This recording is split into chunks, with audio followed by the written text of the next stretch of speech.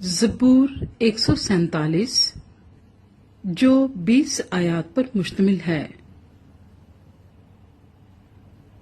خداوند کی حمد کرو، خداوند کی مدح ثنائی کرنا بھلا ہے، اس لیے کہ یہ دل پسند اور ستائش زیبا ہے۔ خداوند یروشلم کو تعمیر کرتا ہے اور اسرائیل کے جلاوطنوں کو جمع کرتا ہے۔ وہ شکستہ دلوں کو شفا دیتا ہے اور ان کے زخم باندھتا ہے۔ وہ ستاروں کو شمار کرتا ہے اور ان سب کے نام رکھتا ہے۔ ہمارا خداوند بزرگ اور قدرت میں عظیم ہے، اس کے فہم کی انتہا نہیں۔ خداوند حلیموں کو سنبھالتا ہے، وہ شریروں کو خاک میں ملا دیتا ہے۔ خداوند کے حضور شکر گزاری کا گیت گاؤ، ستار پر ہمارے خدا کی مدح سرائی کرو۔ جو آسمان کو بادلوں سے ملبس کرتا ہے، جو زمین کے لیے میوہ تیار کرتا ہے، جو پہاڑوں پر گھاس اگاتا ہے، جو حیوانات کو خوراک دیتا ہے اور کبوے کے بچوں کو جو کائیں کائیں کرتے ہیں۔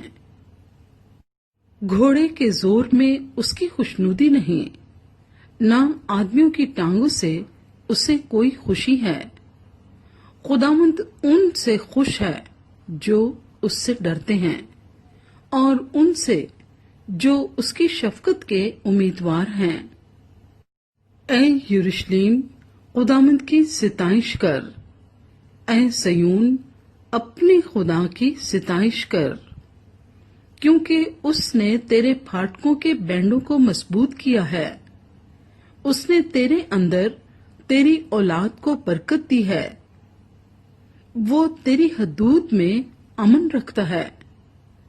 وہ تجھے اچھے سے اچھے گیہوں سے آسودہ کرتا ہے۔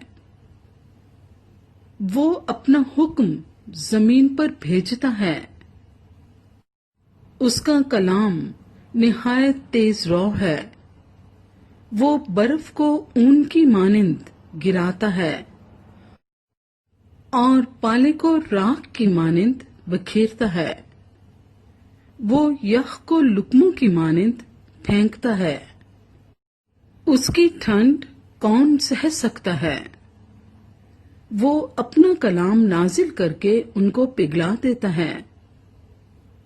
وہ ہوا چلاتا ہے اور پانی بہنے لگتا ہے۔